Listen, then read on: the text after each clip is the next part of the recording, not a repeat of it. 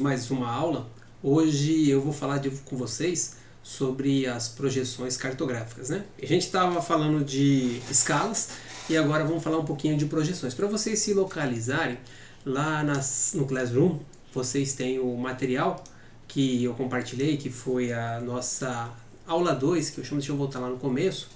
E essa aula 2 de cartografia, eu comecei falando de escala, apresentei com vocês em sala de aula, e agora, quando a gente termina aqui em escala, eu começo a falar desse assunto de projeção cartográfica. Não sei se você já ouviu falar o que seria essa projeção cartográfica, né? Então, a projeção cartográfica, ela é o elemento que vai permitir que a gente tenha a forma de representar algo que, no caso, é o planeta Terra. Então, como que a gente vai ter esse formato de representação? Então, é uma projeção para colocar isso. E eu tem bastante texto aqui carregado e até eu venho para fazer algumas discussões, mas qual que é o objetivo? O objetivo da projeção cartográfica é tirar uma representação em 3 dimensões, onde a gente tem a representação da superfície terrestre e colocá-la numa representação plana, ou seja, em 2 dimensões. Para isso, nós temos algumas situações que vão trazer problemas. A primeira, se eu fosse representar na íntegra toda a superfície, eu precisava de uma escala de 1 para 1. Ter o mesmo espaço físico para representar a Terra na sua proporção. No entanto, como isso é inviável, nós fazemos as proporcionalidades que nós já vimos em escalas. E isso vai trazer o quê? Vai trazer algumas situações de transformações, que vai fazer a projeção poder representar.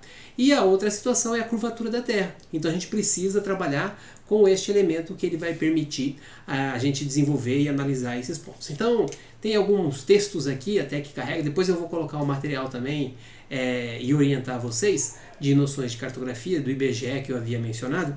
Ele é bem interessante, ele traz algumas situações nessa abordagem. Então vejam, quando eu tenho essa representação, quando eu estou bem próximo do polo do Equador, eu tenho as menores distorções.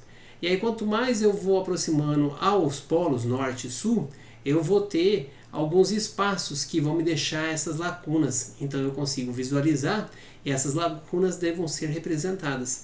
Então a gente tem ali a figura que vai mostrar para nós o 0 grau, e nós temos aí os meridianos e as latitudes que vão representar esta forma para nós. Então eu vejo ali o desenho dos continentes e em cima disso também eu começo a entender.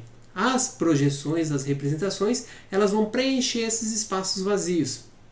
E aí ele vai trazer para nós a necessidade e a compreensão que isso seja colocado. Qual que é o objetivo? É fazer uma representação na forma que este mapa aqui está colocado para nós. E a gente tem o que? A gente tem este preenchimento nas formas que são colocadas. Então a gente tem que observar que os vazios eles são esticados. Cada zona na sua direção ao longo da sua representação. Então essa figura ela vai mostrar, ela traz como que seria essa representação do espaço.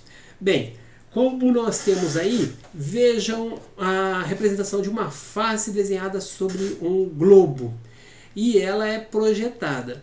Então se eu faço um questionamento, até vocês podem fazer aquela, vocês já devem estar acompanhando algumas coisas aí nas mídias, né? Encontre onde está o gato, encontre onde está o elefante, que a gente está nessa onda aí de quarentena e muitas dessas perguntas estão surgindo. Agora vocês olhando essas 4 projeções e eu faço a pergunta, qual delas está correta? Quando você começa a observar, parece que as mais coerentes seria essa daqui, devido à sua formação. Aí eu já começo a me estranhar com essas 2 outras formas, que na verdade são projeções. No entanto, todas elas são as mesmas, em formas de projeções colocadas diferentes. Então, a forma de representar, ela vai permitir que a gente tenha as diferentes situações. Então, quando a gente imagina isso aqui no nosso globo, a gente tem as diferentes formas. Todas estão corretas, mas eu tenho que saber que esta projeção é diferente dessa, que é diferente dessa, mas todas elas representam para nós a forma a ser colocada. Eu não posso adotar uma projeção e representar outra forma que eu queira ou que eu esteja colocando. Então isso pode trazer para nós a esta situação. Então a gente vai falar assim que distorção nula, né, que eu até venho falando com vocês bastante em cartografia, é impossível.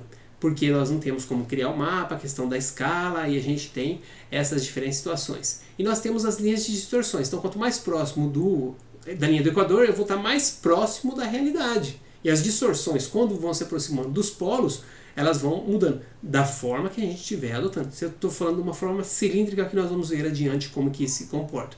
Então, dependendo da projeção, quando eu tenho o ponto dele, ela vai permitir a maior ou menor distorção, mas todos eles vão ser colocados a partir do ponto que é estabelecido. Se for uma projeção de polo, se for uma projeção cilíndrica, a gente vai ter as suas diferentes situações. Tá legal? Eu vou encerrar o vídeo aqui para a gente não estender muito e vou dar prosseguimento nessa aula aqui de projeção cartográfica, tá bom? Até breve, já vamos continuar com a próxima aula.